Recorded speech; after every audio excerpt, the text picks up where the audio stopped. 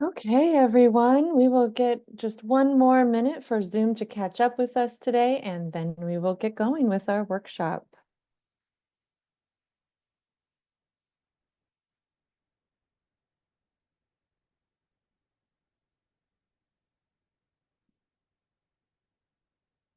All righty, it looks like we are all set. And today we have a presentation about utility adjustment petitions for property owners. And it is April 10th, 2025 at about 2:00 p.m. My name is Patricia, and I'm one of the managers over here at the Rent Stabilization Division.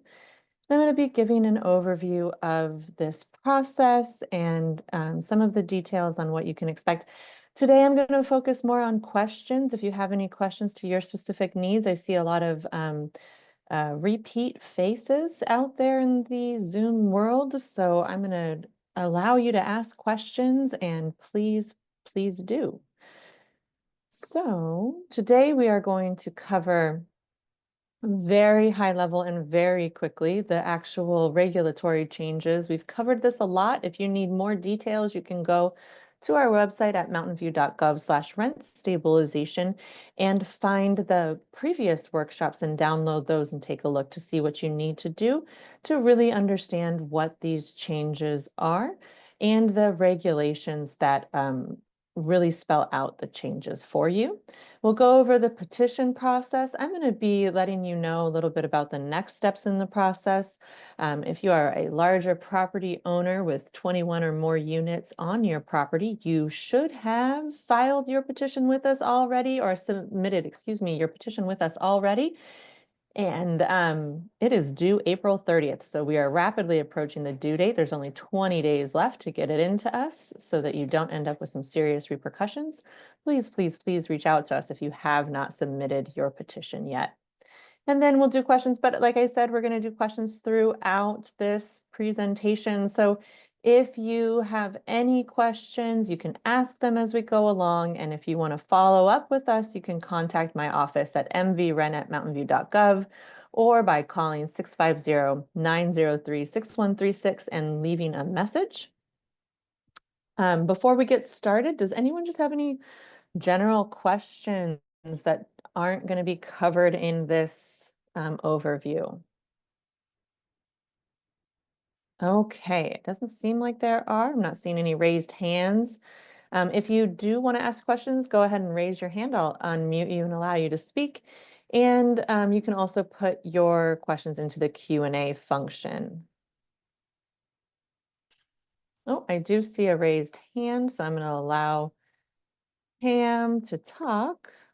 Hi, Pam.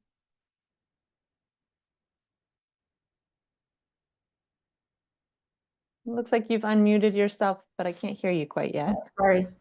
Is this any better? Oh, yep, I can hear you now. So sorry.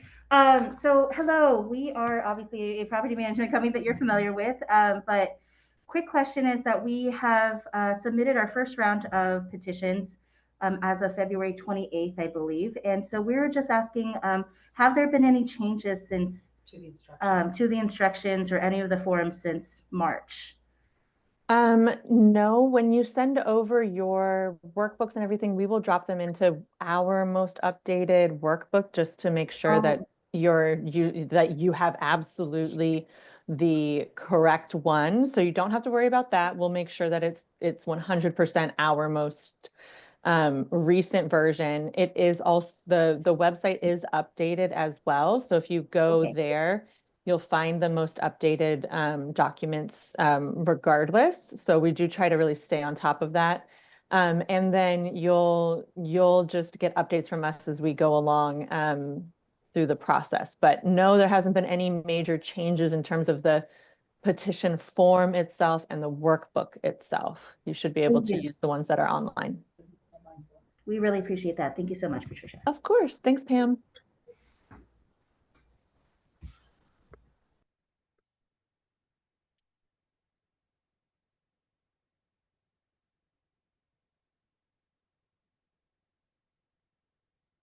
Okay, and with that, we will jump in.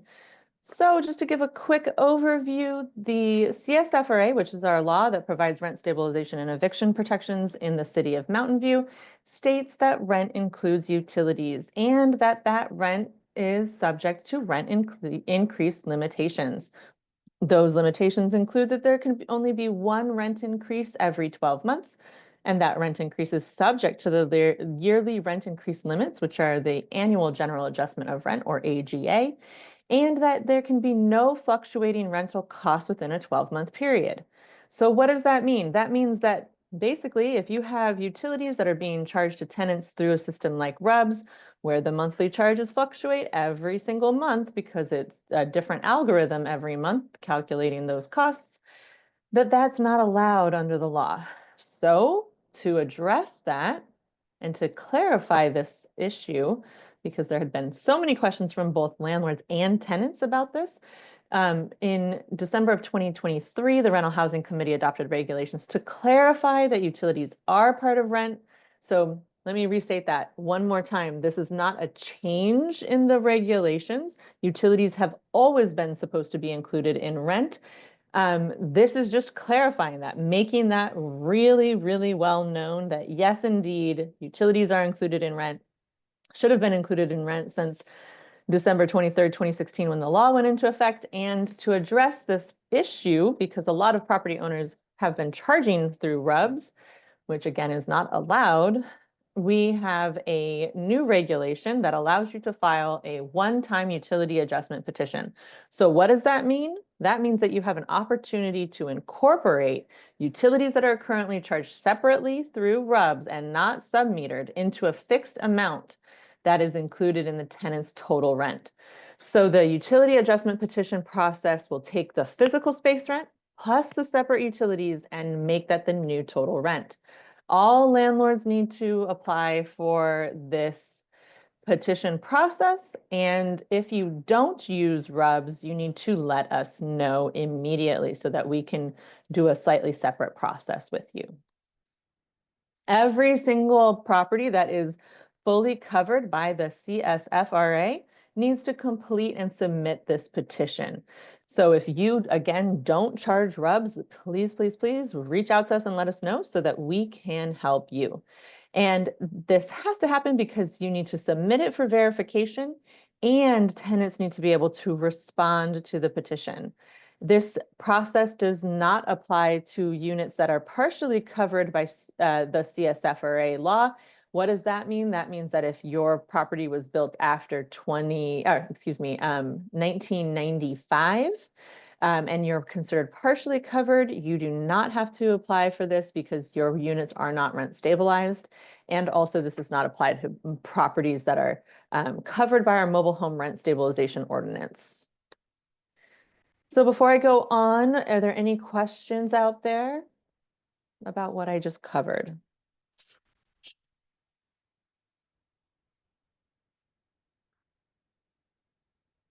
Hi, Virginia, you are allowed to talk. Go ahead and unmute yourself. Thank you. My question is, if the units are low subsidized housing, does any of the information apply to that or below the market? Well, if they're below, it depends on the property, and if they're covered by the CSFRA, then they are subject to this process. So can you reach out to me, Virginia, specifically by emailing me at Patricia, PATRICIA .black, BLACK at mountainview.gov, and give me the property address so that we can verify what whether or not the units are fully covered by the law. Sounds good. Thank you. Of course. Thank you. Good question.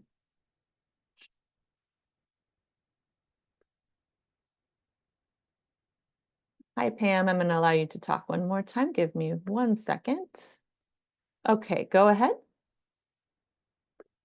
I am Pam's coworker. My name is Kimberly, and I just was under the understanding and wanted to clarify that Section 8 subsidized housing is covered under federal guidelines.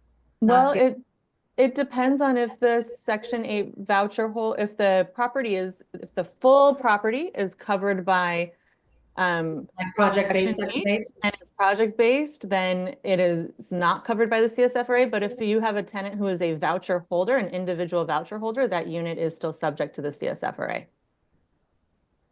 Interesting. Yeah. Okay, thank you. Of course. Good, really good question. That one is often confusing. Nuance in the law. Okay, so if there aren't any other questions, I will go ahead and continue. So some key points of the regulations are as follows. Any utility charges that are paid by the tenant directly to the landlord or through a third-party billing service, like RUBS, like Conservice, that kind of company, are included in rent. So a lot of times we see water, sewer, and garbage. Sometimes we see gas and electric. For example, if you happen to have a water boiler for the hot water on your property, a lot of properties charge gas-related expenses for heating that water through RUBS. If that's the case, it would be included in your petition.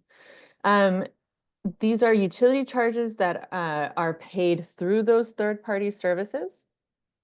And if you happen to have tenants who pay directly to the utility provider, those utilities are not included in this petition process. So if you have utilities that are individually metered or sub-metered, they are exempt. Those utilities are exempt. And you're just going to let us know that. Most properties in Mountain View, because of a law in the 1980s, have individual meters for things like PG&E. So just keep that in mind. However, you might have even on a place and even in a property where there are units that have those individual meters for gas and electric, you might still have charges that are like that hot water gas bill that are serviced through RUBS. So if that's the case, you're just going to use a different workbook, but you're going to want to let us know so we make sure that you're in the right, using the right form. If you as a property owner already include utilities as a fixed amount of rent, that's totally okay. You have been in compliance with the law the entire time, and you will need to either file a petition or reach out to us just so that we can make sure that your tenants can respond and verify that they do have utilities included in their rent. So the key points of the regulation updates. The first thing is that for new tenancies that started on or after March 1st of 2024, so a whole year ago, RUBS is not allowed. If you are still charging RUBS to new tenants, you need to contact me immediately so that we can get you back into compliance with the law. You have been out of compliance with the law for a year or more, and those tenants are due money. So please, please, please contact me immediately. You can't raise rents when you're not in substantial compliance with the law, and this would be a significant issue for you. So keep in mind, after March 1st of 2024, all rent for new tenancies must include utilities that were previously charged through RUBS. Your rental agreement must state the total amount of rent and specify the types of utilities and housing service fees that are included. So your lease can say, hey, starting March 1st, your utilities are included in rent. Those utilities are water, sewer, and garbage. You'll still pay separately for PG&E. And you'll also want to consider putting in a list of things that people can opt in and opt out of. So if you have parking spaces that are added into on top of rent, you're going to want to put that in there. Things that like pet fees, where if someone wants to get a dog later on, they can contact you and you can charge them a pet fee. If it's not included in there up front with the price of listed nicely for them, you'll have to file a joint petition with our office. So if you have questions about like how you can work with your tenants to be able to have a list of services that they can opt in and opt out of, go ahead and contact me. I'm more than happy to help with some of that nuanced information. And just a reminder, utility charges that are paid directly by the tenant to the utility service provider are exempt. So what's the big bucket item from this takeaway here? New tenancies, total rent must be included in, must include utilities. So just keep that in mind. For tenancies that existed before March 1st of 2024, RUBS can continue until the one-time utility adjustment petition is filed with the city and approved by the city, and the rent adjustment notice is given to the tenant and the adjustment goes into effect. So RUBS can continue all the way up until that notice goes into effect, that change in rent notice goes into effect. Utility charges for vacant or newly rented units may not be allocated to existing rental units through RUBS or similar systems. And again, utility charges that are paid directly by the tenant to the service provider are exempt from this process. So can you continue to charge your tenants who have been being charged through RUBS bills through the end of this process? Yes, you can, but the minute that change in rent notice becomes effective, those charges have to stop. So that's the big takeaway there. And then there's a whole bunch of stuff about tenant petitions. Tenants can file petitions for utility issues. For example, if you had new tenants that just moved in and you're still charging through RUBS, they can file a petition to for unlawful rent. However, there are different, if we had tenants that had been in the property before March 1st of 2024, those petitions are put on hold as long as if it's relating to utilities,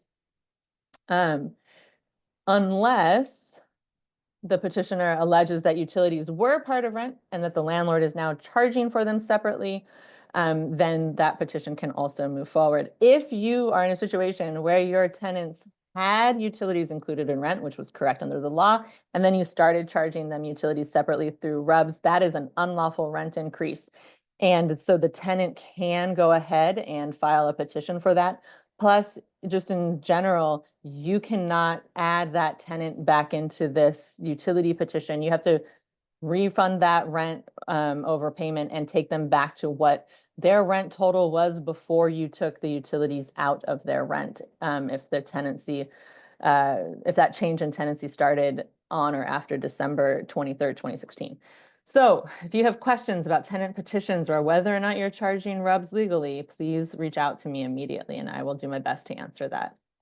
Okay, it looks like we have 2 questions and I'll see what this is. The first one says, my property is sub-metered. What process do I need to go through? Do I need to inform tenants for any papers? Please contact me again at mvrent@mountainview.gov or to my work email, patricia.black@mountainview.gov. Let me know your property and then we can help you with what the next steps are. So reach out to us so that we can get you marked off as already being in compliance with the law. And then we have a question out there, are these regulations only for Santa Clara County? These regulations are only for the city of Mountain View. So this is because of our local rent control law, the CSFRA, the Community Stabilization and Fair Rent Act. And you're going to want to take a look at the other jurisdictions that you manage properties in to see if they have anything like this. I know the city of San Jose has some pretty strict rules for properties that are built before September 7th of 1979. All right, so I'm just going to mark that I have answered these questions. And we will go on. So for the utility adjustment petition process, this is what you're here for today. I'm going to go over this pretty high level. You'll see we have an implementation plan for this very long project. Phase 1 was performing research and receiving input, and that started way back in January of 2023. So we are over 2 years into this process. Phase 2 was actually the adoption of regulations. Phase 3 was implementing the petition process. And now we're on to phase 4, 5, and 6. Phase 4 is performing outreach and education, which will just continue for the duration of this process, this multi-year process. Phase 5 is that you as a property owner will be submitting petitions to the division for review. This started back in September of 2024. And for properties with 21 or more units, those petitions need to be submitted by April 30th of 2025. I'm not sure, something's wrong with my timeline here and got a little funky. I think that there's something going on with my dates. And then for properties with 6 or more units, you need to submit by July 31st. And for properties with 1 to 5 units, you need to submit by October 31st. And then we will continue to process petitions until we're done processing petitions. If you have already submitted your petition to us for a review, know that we have it. We've marked off when you submitted it to us, and we are just trying to get through them as quickly as possible.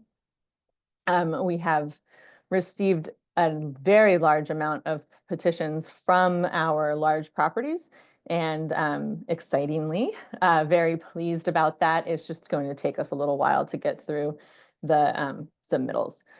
So again, here are those dates. Starting September 1st, you could file a petition with us, and this is when they're due to be submitted to us. Your petition doesn't have to be perfect. You just need to get the 3 basic things in the petition form, the petition workbook, and some documentation to me. As long as you get that into our office by April 30th, you're okay. Same thing goes for those 6 to 20 unit properties. You get that information into us by July 31st, you're okay, et cetera, et cetera. Okay. So I mentioned that there are kind of 3 types of petitions. The first one is our standard petition. Most properties fall into this category where at least one of the 3 utilities, water, sewer, and trash, are billed through RUBS, and all of gas and electric are billed through PG&E. That's our standard workbook. If you're in a situation where at least one utility is paid through RUBS and one or more of gas or electric is paid through RUBS, including that hot water for your hot water gas for your boiler, you're going to use workbook B. And then if you already have all utilities being submetered or included in rent, then you're going to either file a condensed petition or you're going to reach out to me. I recommend reaching out to me before you do anything. Okay, so this is an overview of the petition process. You're going to submit everything to me, like I said, by those due dates. We're going to review the petition for completeness, not whether or not the calculations are correct, although we do check that, just as a side note. This does take us a little bit of time. And then you're going to serve the petition on your tenants. And one thing that we've done for you all is make it as easy as possible to serve these petitions. So we've made, you're going to kind of work back and forth with us as we prepare your submission to be served on your tenants. And you're going to give us some information so that we can actually fill out the Word document for you using a combination of Excel and this really cool feature in Word called Mail Merge. If you don't know about it, I highly recommend reaching out to me and I will be happy to show you how it works. Or just, Google it, because it will save you a ton of time once you know how great this feature is. So we do a whole bunch of stuff for you so that all you have to do is sign these forms one time in one spot instead of putting in all of the individualized unit information. We actually pull that from those spreadsheets that you send us. We also prepare the PDFs for you that you'll give to your tenants, and we put that in an email that really tries to spell out exactly what you need to do to file the petition with the city and to serve it on your tenants. Once you serve it on your tenants and file it with us, we send a notice of formal filing to you and to your tenants. And then tenants have 30 days to respond to the petition. If they respond to the petition, we work back and forth with you and the tenant to figure out what the tenant is disputing and to see if it's correct. We've actually caught some interesting errors that we know to double check for. Like, for instance, sometimes people put in the room count wrong in our chart, which makes the calculations not work right. So we are troubleshooting as we go to make sure that there are less and less disputes in these petitions. But if there are, we then address them and then we review the petition. We select calculations and make sure that everything in there is looking like it's correct based on what the information you've provided is. And if we need to, we'll request additional documentation. Once we determine that the calculations are correctly calculated, or if corrections are needed, we'll send out notices to you. If they are correct, then we send out a notice of final determination to you, the landlord, and then to the tenants. And you will then send out the actual notices of the change in rent and whether or not it's an upward or downward adjustment. And we say here that the landlord determines that, but actually we've made forms for you. It makes it really easy. Again, we use mail merge. We'll send that to you so that it's not as challenging of a process. And then once that happens, you have to give a change in rent notice. And we're actually making templates for that too. We've modified our annual general adjustment form that we always have available to be able to incorporate this type of change in rent if you're giving a rent increase. And if the adjustment is an upward adjustment. If it's a downward adjustment, then we've actually made a downward adjustment notice for you as well. So we're trying to tackle both sides. Right now they're with our translations team so that you'll have them available in English, Spanish, and Mandarin, and be able to just kind of do this as easily as possible. Again, you can use mail merge for these forms, and I can show you how to do that if you're interested. If people are interested, want to give me like a thumbs up for feedback about, oh, it'd be great if the next workshop you just showed us how to use mail merge. Go ahead and like respond with like a hand raise or a thumbs up in the with your participant stuff. Okay, I'm gonna take that Virginia is interested in this process. So maybe next time, next month when I do this workshop, I will do a brief overview on mail merge because it will change your life. It's so great. And so you'll get a whole bunch of stuff from us each step along the way. The email that our office will send out will have detailed instructions on what you need to do next. And when you get confused, of course, you can reach out to us. Okay, so this is like all the technical stuff of how do the utility charges become part of rent? You've heard me say the word upward adjustment and downward adjustment, and I'm sure you're wondering, well, how can it be a downward adjustment if we're adding to their total rent? Well, keep in mind that we have two things happening here. We have your like premise rent, and then we have your utilities. Right now, your tenants are paying for their utilities through RUBS, and it fluctuates. And we are requesting the average monthly utility bills for that 1-year time period from July 1st of 2023 through June 30 of 2024, and for each unit, right? So their actual RUB charges, which you can get from the utility, the RUBS provider. You're going to average those out. That's going to be their average for the year. We're going to compare that to what their allowed utility adjustment is. If the allowed utility adjustment is higher than the average, then it's an upward adjustment. If the allowed utility adjustment is lower than the average, then it's a downward adjustment. So the utility average isn't being used for anything other than determining whether it's an upward adjustment or a downward adjustment. The notice of final determination that we send out will tell the tenant what the amount is, and then you will send that other form that I was telling you about that says whether or not the adjustment is upward or downward. But we will provide all of this for you. So you don't have to worry about it. It's going to be all populated. We found a way to even check boxes using mail merge. So you're good to go. You're just going to want to review it. So you're going to give that upward or downward adjustment form with a notice of dispute. Tenants need to be able to dispute whether or not the average totals are correct. So if it's a downward adjustment, you need to provide a 30-day rent decrease notice. That's that template that I'm going to change out. I'm going to send, not change out, that we have made for you, we're just waiting for the translations to come back for. And you'll say what the new rent amount is with that. So you can also give if you're eligible, if 12 months have gone by since you gave an AGA, you can give an AGA at the same time. You're just going to use your change in rent downward notice and then AGA notice. So you can do that. I think a lot of people will not be able to do that because they've given AGAs and they're not at that 12-month time frame. If that's the case, you're just going to give the change in rent notice that it's a downward adjustment of rent. Okay, so if it's an upward adjustment, then you add the amount determined in the notice of final determination with the next annually allowed rent increase. If you don't want to give an AGA increase that year, that's fine.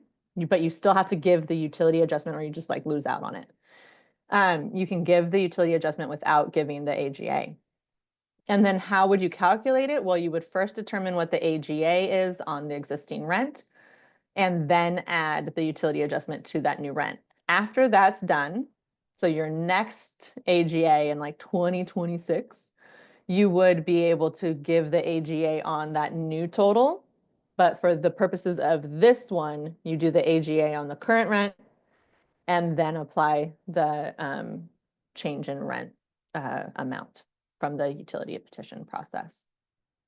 Okay. This is a whole bunch of other details on that. You get the gist. If you have questions, let me know. The forms are really explanatory, and I'm more than happy to explain how this works again. So if you have RUBS and you don't submit a petition, you have a problem. If you don't contact us to say, hey, we just decided that, like I had one property recently that was like, you know what, we just decided that we're not going to file the petition, but we're just going to get rid of RUBS and we're going to incorporate whatever the tenant's rent is right now is what their rent is plus utilities. So that's what they decided to do. They just said, okay, my tenants are paying $1,000 a month plus RUBS. Well, we're just going to get rid of RUBS. And so now they're paying $1,000 a month for rent and it includes utilities. That's fine. You don't have to file a petition with us, but we will, verify with your tenants that that's what's going on. But if you don't do anything, what happens is that the current rent will now be automatically assumed to include utility charges. Utilities cannot be billed separately unless they're sub-metered or individually metered. And on top of this, tenants will be able to file unlawful rent petitions with the division to recover any overpayment due to RUBS charges all the way back until 2016. So there's a big repercussion here if you don't file a petition. This petition process is kind of like an amnesty period, and you really, really want to make sure that you get your petition in on time by those due dates. Okay, so I'm going to pause because I see that I have some questions. Let's see. The rent includes water and garbage, but the PG&E is submetered. What forms do I need to fill out? So please contact me and we will get you going on the process that says that you are already in compliance with the law, that you do not charge utilities separately through RUBS. So just keep that in mind. Just contact me so that I can help you through this process. Again, my email is patricia.black@mountainview.gov, or you can email the office directly at mvrent@mountainview.gov. Someone is asking for a copy of this PowerPoint. Yes, if you signed up for this workshop, you can you will receive a copy of this PowerPoint plus a copy of the link to the workshop itself tomorrow or Monday, depending on when we get all of our materials together. The next person asked, does this process apply to single family homes? That depends. If your single family home is on a parcel with 3 or more units, yes, it does apply. If it is not covered by the CSFRA, it does not apply.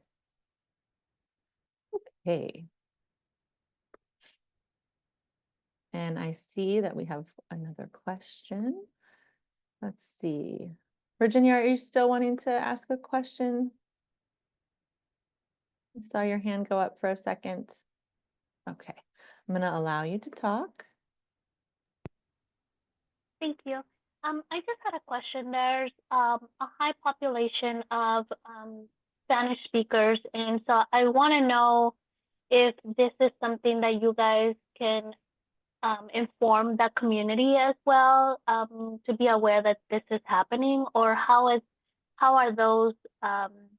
that communication happening to the community that probably has a high population of residents living in a apartment complex, for example? Sure. So Virginia, if you want to email me the address, we can also make sure that When you provide your petition to us, we are providing all of our communication materials in English and Spanish, including like we can just proactively provide some of the materials that right now, we say request in Spanish, request a Spanish version. We can make sure that for your property, we just go ahead and provide them in Spanish as well as English. So if you want to reach out to me, that would be really helpful. In terms of outreach, we've done a lot of outreach, and we continue to do a lot of outreach to the rental community. We will have our newsletter going out with information in Spanish. We have sent out in the past year and a half, quite a lot of mailings, including postcards in Spanish and Mandarin. We do workshops every month about this topic in English and in Spanish. And we're connected in with some of the grassroots organizations like Cafecito to make sure that we're reaching as much of the community as proactively as possible. We also are partnering with CSA to make sure that people have this information and aren't surprised by it. If you have any other suggestions on things that we could be doing to make sure that we're reaching the community so people aren't surprised, we're very happy to take that into consideration. And then when we provide you materials like the notice of petition and proof of service form, that is provided in English, Spanish, and Mandarin to everybody. And then our notice of filing that we send out is provided in English, Spanish, and Mandarin to everyone. All of the major pieces of this process along the way are translated. And when they get physically mailed to people, or if you email people, you'll have that information in those languages. Thank you. Of course, thank you. Good question. Okay, Pam, go ahead and ask your question. Has a couple of questions. Hi, Patricia. This is Rosie. Hi, Rosie. Hi. I was wondering, upon receiving the documentation that we're to serve upon the residents, can you define what evidentiary documentation is needed for that? So you don't have to supply that. We will supply that to your tenants if they request it. Since it has to be redacted and reviewed for that kind of stuff, you don't have to worry about that. So if they request it from us, you will provide it to them. Otherwise, you're going to provide a redacted version of the workbook that we'll send to you, a redacted version. There's like a specific tenant version that we go through and take all of your unit numbers and make them into unique IDs, and then remove the unit numbers and the current rent from the workbook that you provide us, and sort them in a way that's totally random, so that people have to have can only like see they can see it, but can only, I don't know, what's the word I'm looking for? They receive their unique ID and from us, and then when they look at the workbook, they only have the information that corresponds with their unit, because they don't know what all of the other unique IDs, what units the unique IDs go to. So you'll give them the petition form that we redact. So we're going to send that to you. You'll give them the workbook that we modify, and we'll send that to you. And then you'll give them the notice of petition and proof of service. And that we will populate for you using mail merge. That will have for each unit in English, Spanish, and Mandarin, the information that's directly relevant to that unit and their unique ID, so that then they can go to that workbook that you're going to provide them, find their unique ID, and follow through the workbook to find out what their adjustment will be. So hopefully that answers your question. Yes, and one other thing, so upon receipt of the workbook and information, how much time do we have to serve the residents? Is it like within a couple days? Do we have a week? Is there a certain time frame we have to comply? So I'm going to send you an email or someone from my office, it might be me, it might be another staff member, we'll send you an email, and when your notice is ready to serve, you're going to receive a notice of submission complete from our office. And you're going to kind of get 2 emails from us. The first one will be like, hey, you did great. This looks good. Please give us, and we will send you your version of the petition, your version of the workbook, and like your representative authorization form, just to make sure that you have everything. We will label all of these things for you so that you can do a final review. And in that email, we will request the service date from you and what type of service you're going to do. So you're going to tell us we're going to serve it on May 2nd. Great. Okay, you're serving it on May 2nd. I'm going to go into mail merge and I'm going to put that into a spreadsheet, and then it's going to put May 2nd on all of your forms for you so that you don't have to do it yourself. It's pretty cool. And so you will have that information for you, provided for you. You're going to provide it to me. And then if you put, like, let's say you put May 2nd and you don't get around to serving it until May 3rd, that's totally okay. Yeah. Okay, and so since we have quite a few properties, we're gonna do property by property, right? So if I tell you May 2nd, we're gonna serve this location, May 7th, we're gonna serve this next location. So that's why I was kind of asking about the time frame. Once Perfect. You're just gonna, you will get an individual email for each of your properties from me with property specific. Everything is going to be property specific.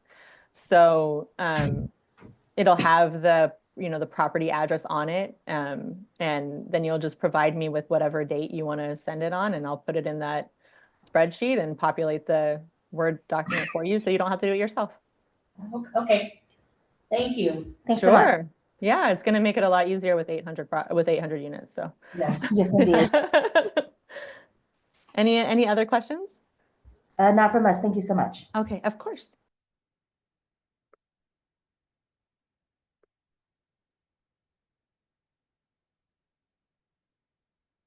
Okay. Oh, Pam, did you mean to raise your hand again?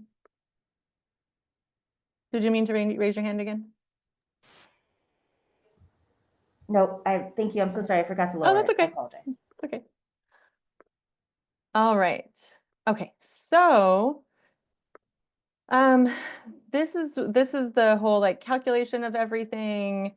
I've gone through these forms repeatedly. Does anyone want me to pull up the forms today? If you do, just raise your hand and I will be happy to go through this. If not, you can always access the information in a prior workshop. So if you want me to go through the form and the workbook, just raise your hand. If you can do that by going to participants and raising your hand there.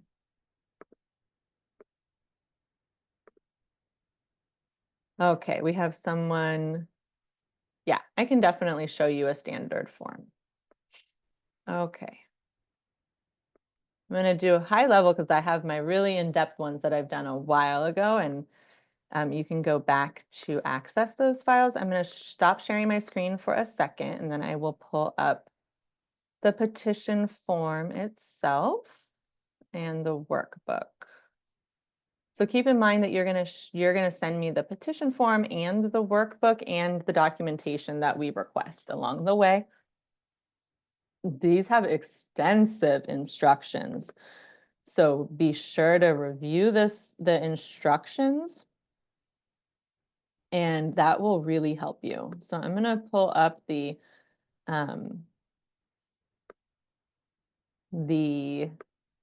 petition form.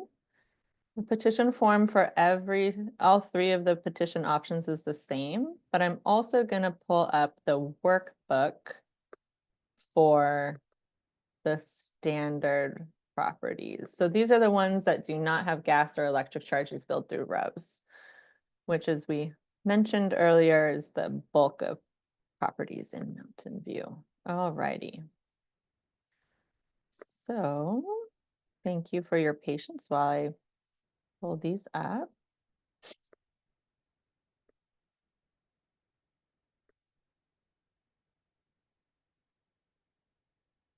Here we go. So this is what the petition form looks like. Again, it's got really extensive instructions in it. It tells you how the process works. This is an important thing to read. It will really help answer your questions. And it tells you how to file a petition. So you are going to figure out which workbook that you need and then keep going through these instructions. They're very comprehensive. We're going to skip over all the instructions. Again, please read them. They will really answer your questions. And there's even a terms to know sheet. So there's a definition sheet here to help you familiarize yourself with what you're reading about. One thing I want to highlight is what the definition of landscaping is for the common area deduction. If you have exempt landscaping, that means that you have the use of 2 or more of the following water-saving measures and none of the non-exempt landscaping. And then just to highlight, the existence of trees is not included in the definition of landscaping for this petition. Trees do not affect exemption status.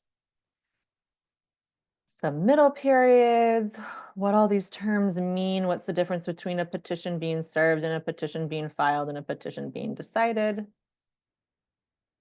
What does it mean when utilities are submetered? What does it mean when utilities are paid by the tenant directly to the landlord? What does it mean when utilities are included in rent? So that's a great resource. Please use the resources that are there for you. So this is what the petition form looks like itself. It's actually relatively short. You have your general information for the landlord, what type of property owner the landlord is, and then you're going to put in information about ownership. If you require translation or interpretation support for you as the petitioner, you're going to provide that. If you are a property manager and you're completing this process on behalf of the owner, you are going to put your information here as the representative, and you need to fill out a representative authorization form. That is a separate form that is available on our website at mountainview.gov/RUBS. In fact, all of these forms can be found at mountainview.gov/RUBS. So you're going to put in your property information here. And then click on when your submittal is due. And then let us know what type of common area amenities you have. So if you have pool, landscaping, and common laundry facilities, you're going to mark all 3. If you don't have a pool, you would mark these 2. If you don't have a laundry, but you do have a pool and you have grass, you're going to mark those. If you only have a pool, you would mark that. If you don't have anything that qualifies as a common area amenity, you wouldn't mark any of them. You're going to tell me what kind of workbook you need. So if you're using workbook A, you're going to tell me which kind of utilities are being billed and that these ones are submetered. Now, not all of these, maybe you have trash just automatically included in rent. And if that's the case, you're just going to mark water and sewer. Most properties have water, sewer, and trash that are billed through RUBS. So you're going to mark which one it is there. And then we have our documentation. So documentation is required. You have to send me documentation. If you don't send me documentation, I will not consider your petition as submitted. And I will say, submit your documentation to me, please. So for everyone, if you are filing a standard workbook or an all utilities workbook, you need to provide all of this documentation to me. Even if you say, oh, I don't have a pool, I need to actually be able to verify that you don't have a pool. So you're either going to take a photo of your property and say, see, there's no pool here, or you're going to take a screenshot from Google Maps, which is a great way to go. Use their satellite image and just screenshot it and say, see, there's no pool on this property. You're going to take pictures of your submeters. That is the easiest way to do this. You can just say, look, we have submeters for PG&E. For evidence of utilities as part of rent, you're going to provide me a rental agreement that shows that for units that have utilities included as rent, that it's there. This is including those properties that where you've had tenancies that started after March 1st of 2024. For worksheet 4 or worksheet 5, this is your property-wide bills for utilities. So you're going to need to provide those for as close to the accrual dates as possible of July 1st, 2023 through June 30, 2024. If you are billed like July 18th, that's great. You're going to provide me that July 18th, 2023 bill through July 18th, 2024. Okay, so just get as close as possible to that start date. If let's say I've seen some that are like, oh, it's June 29th, 2024. Fine, please provide me the June 29th, 2023 bill through June 29th, 2024. That's fine. If you are a property that already includes utilities as part of rent or are sub-metered, you can file a petition C with us, but I really recommend just reaching out to my office before you do anything.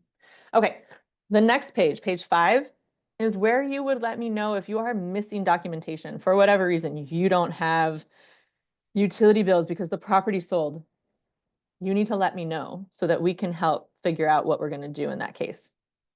For example, if you don't have property bills for water, sewer, and trash because you just purchased the property, we can help figure out how to access those bills. But you're going to want to tell me. So you're going to describe the missing document, and then you're going to tell me why it's not available. Most people don't use this. Some people have to, but most of the time it's going to be blank. The next one is just additions and explanations. Let's say that you have a reason why you need to tell me something about the property. Like we had a pool and now we have gotten rid of the pool, but the old utility charges included the pool. You're going to let me know and we'll figure out what to do there. Okay. And then the last page is what you sign and date. So that's your declaration page.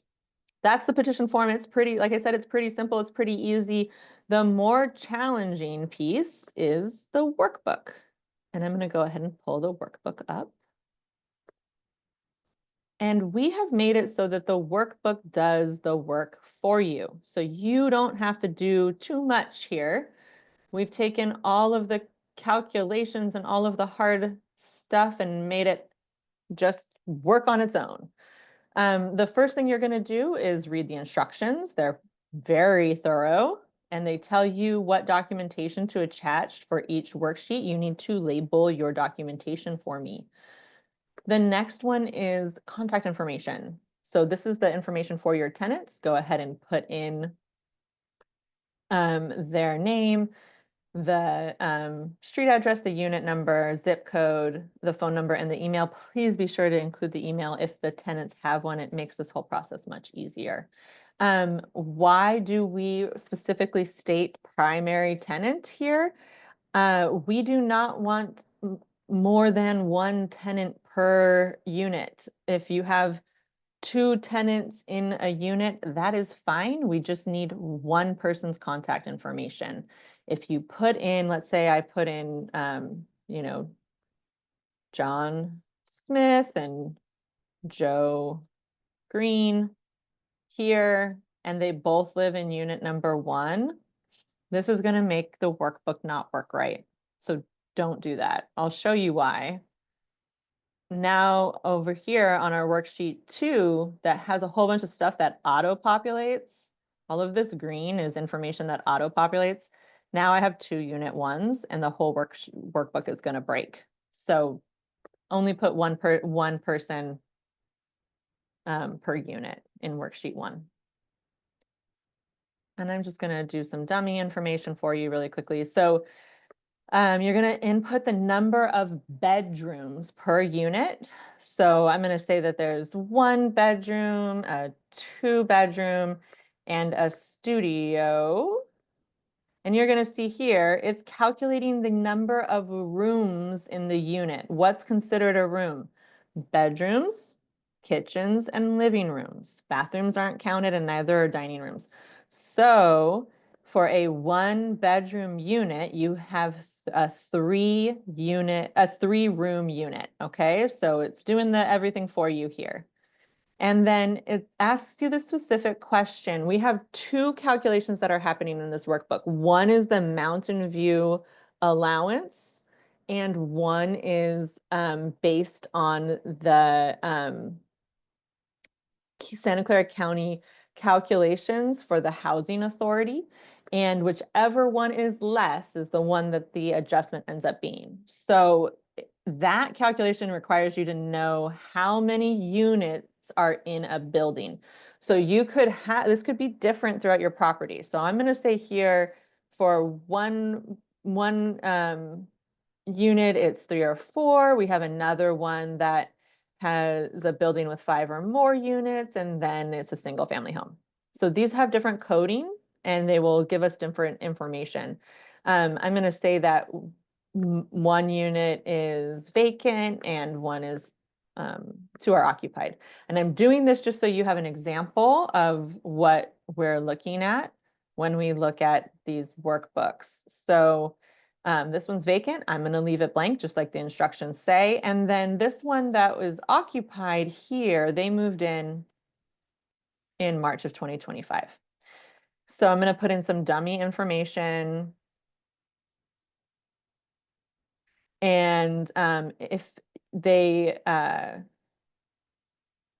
just moved in, or if they moved in and you haven't given a rent increase, you're going to put the date of move-in. And then if you did give a rent increase, when you last gave that rent increase. So I last gave a rent increase in 2023. For this tenancy, it's charged through RUBS. The vacant one I leave blank. And then they moved in after March 1st of 2024, and I followed the law, and their water is included in rent. So I'm just going to go through and finish this, leaving everything for that vacant unit blank.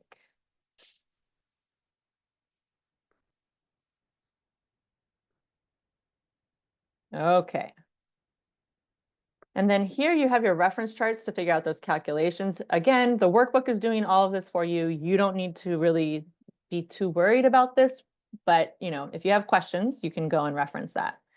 So next up is the common area deduction. So 28% common area deduction is assumed to be for most properties. And you can request a lower common area deduction by showing that one of the common area amenities or all of the common amenities or 2 of the common area amenities don't apply to your property. So in my property, I have a pool, I have landscaping, but I don't have a laundry facility. And you'll see this just went from a common area deduction of 20% down to 15% because I just don't have a laundry facility. So that water and that electricity that tenants would otherwise be being common area charged doesn't apply. The next one is my actual water, sewer, and trash bills. So I'm going to put in just some random information here. And I'm going to say, okay, water, this is my water bill, this is my sewer bill, and this is my trash bill.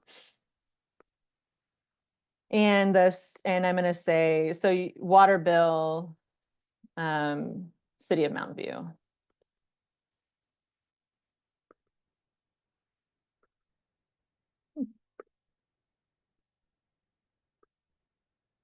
There we go. Sewer bill, City of Mountain View. I'm putting in this just so that you can see sometimes there are different, billing entities. For instance, if you get that gas for your hot water boiler, you're going to put in that it comes from PG&E or whoever is doing that. And I'm going to put in just some random dates. You're going to put in your service period. And for this one, I'm going to do the full year just so that you can see kind of how this calculates, because I want to give you an idea of the way these things work.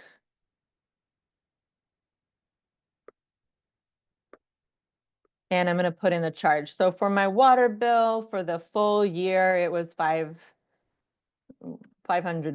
We only have 3 units on this property. I know that that's very low, but I don't want the calculations to get super weird, so I'm going to keep it low. Our sewer bill was $450, and our trash bill was $700. Okay, we'll see if that actually made some calculations for us when we go over here. So the utilities total, yeah, we're gonna raise it a little bit to 2,500. I should have gone with my initial instincts.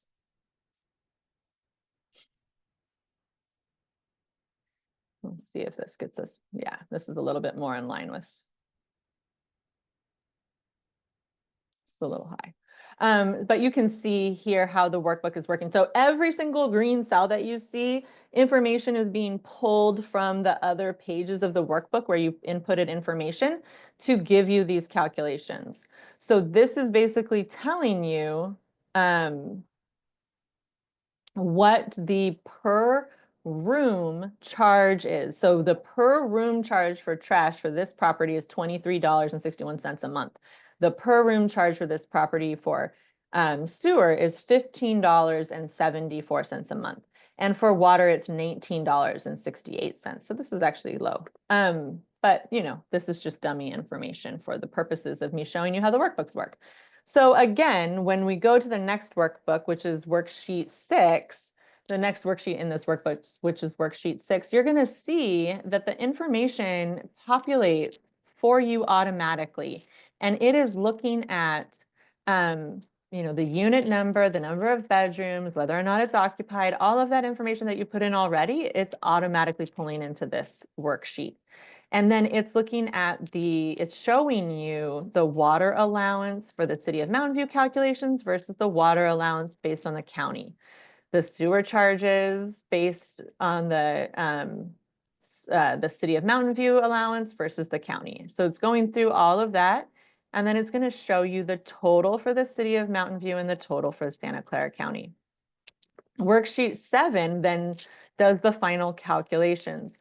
So it says, okay, we have the total for Mountain View is 177.08 and the total for Santa Clara County of 174.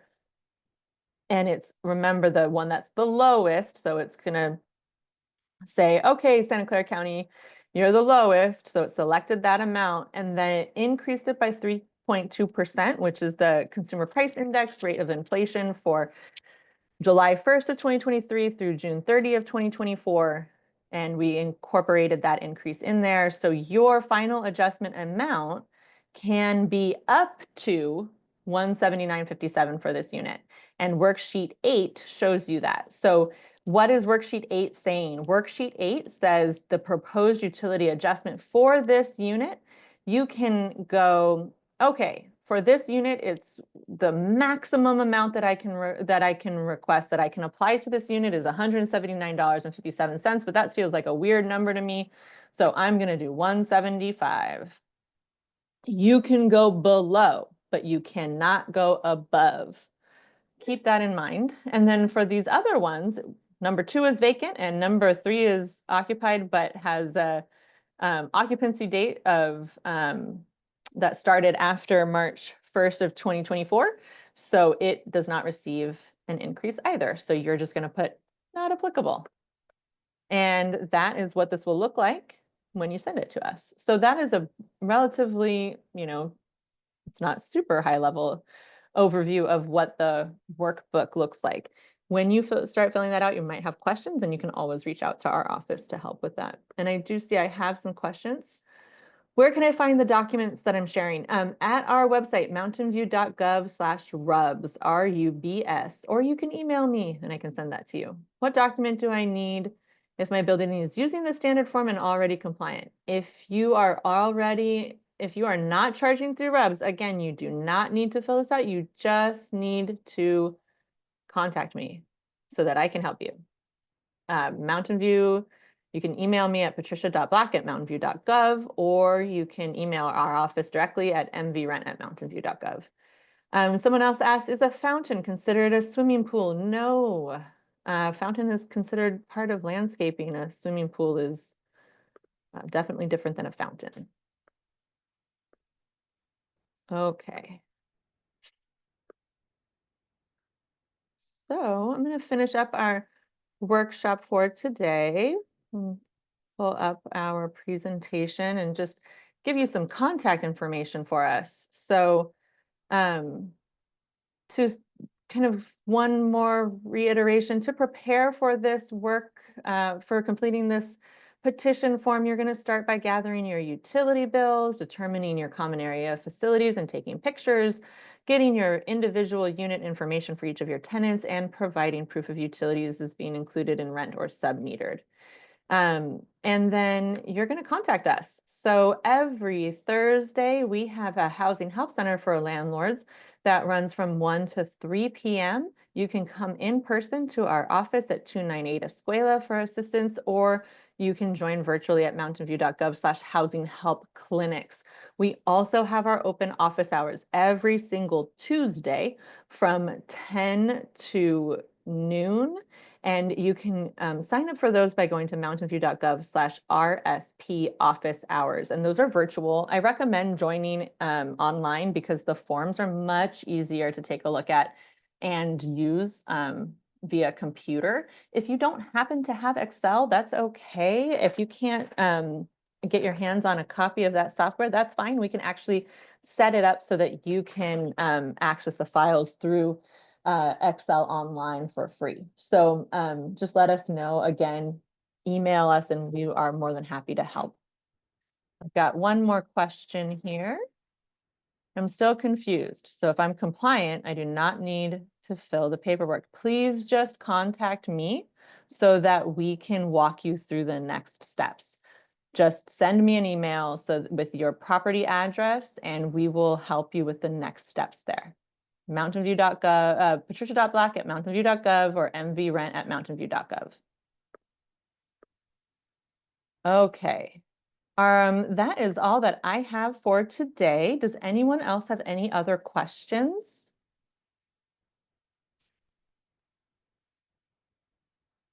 All right. Well, thank you for joining me this afternoon. We're always more than happy to help. I know this process is kind of confusing and long, but we are here ready to provide assistance as you need it. So just give us an email, give us a call, and we will get back to you as quickly as we can. Thank you again and have a great afternoon.